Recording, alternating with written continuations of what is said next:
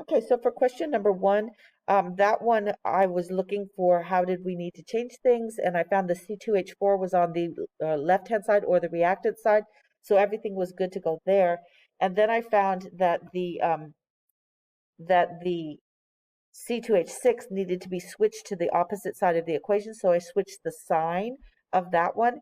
And then I also had to check out what about the H2 and O2 and the H2O, and that was all in the correct places so that I could cancel things out. So the 2CO2 got canceled out there, and the H2 was in the right place, so I have H2 in the right place.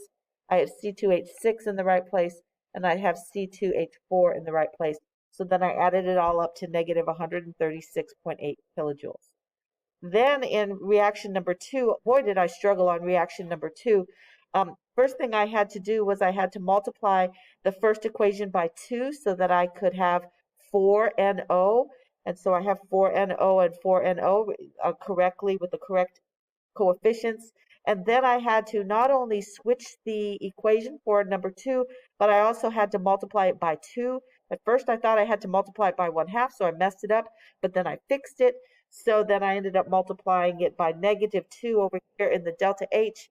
And then finally, the last equation, I had to multiply everything by 3. So after I multiplied everything by 3 and canceled everything out, I ended up with negative 1,628.2 kilojoules. Option number 3, we had to check where everything is located, and I found that the H2 and the C were both on the correct side of the equations, but they both had to be doubled so the coefficients would match.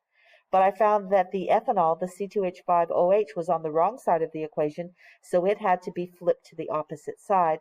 And once I had done all of that, then I checked to make sure that everything, in fact, did add up, and I did have everything add up. Let's remind everybody that this top equation actually got crossed out because I rewrote it right here. And then once I had it all add up, I went ahead and added up. Correct answer should have been negative 485.62 kilojoules. Okay, so we're going to go on to the next reaction, reaction number 4. And reaction number 4 is right here. So we're going to take a look at what we have. And first thing I'm looking for is the CH4. And I'm noticing CH4 is right here, but my reaction is going to have to be flipped. And so my reaction is going to be CH4 gas is going to be equaling CS, or carbon solid, and 2H2. So that is flipped. So I get to cross that out, and that means this is going to be changed its sign, so that's going to be 74.9 kilojoules. And then I'm going to notice also that NH3 in this top reaction has to be moved to the opposite side, and the 2 has to go away. So that means that I'm going to flip it, and I'm going to multiply everything by 1/2. So I'm going to end up with an NH3, because 2 times 1/2 equals 1. And then I'm going to have 1/2 N2, and I'm going to have 3/2 H2. And so in doing that, I multiplied it by -2 because I'm flipping the sign, and sorry, negative 1/2. And I flipped the sign and multiplied it by 1/2. So 0.5 times 91.8 gives me positive 45.9. And then in this last one, I need to make sure my HCN is on the right side, and it is on the right side, but it has to be, whole equation has to be multiplied by 1/2.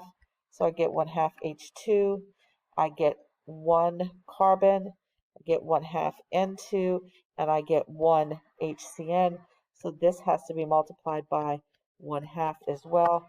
So 270.3 times 0.5 is going to give me 135, positive 135.15.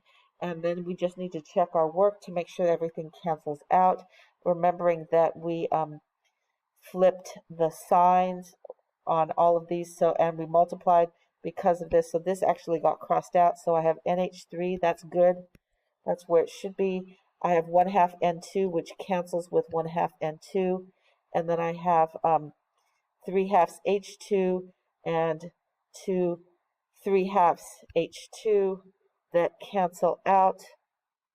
Let's make sure here. Yes. Let's see here, 3/2, that's 1.5, and my H2 should be 3. Yep, that makes it 3. 3 left over here because 1/2 is disappearing there. And then I have 1 HCN. So this is good. And my carbons both cancel out as well. So then my answer is 45.9 plus 74.9. Hold on. Yes, ma'am, can you hear me? Hold on. Okay, sorry for the interruption. The last part of the calculation is 135.15. And when we add that all up, I get 45.9. There we go. 255. That looks wrong. Let's see here. I have 135.15 plus 74.9 plus 45.9. And it comes out to 255.95 kilojoules.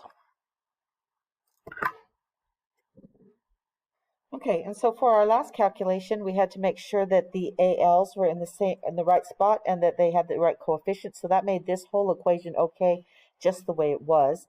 Then we had to check our CL2.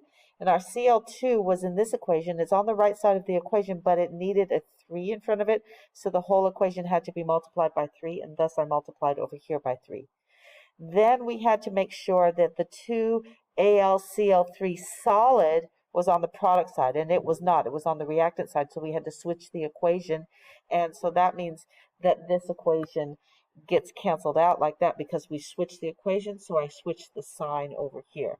And then it was a matter of making sure that my HCl completely cancels out.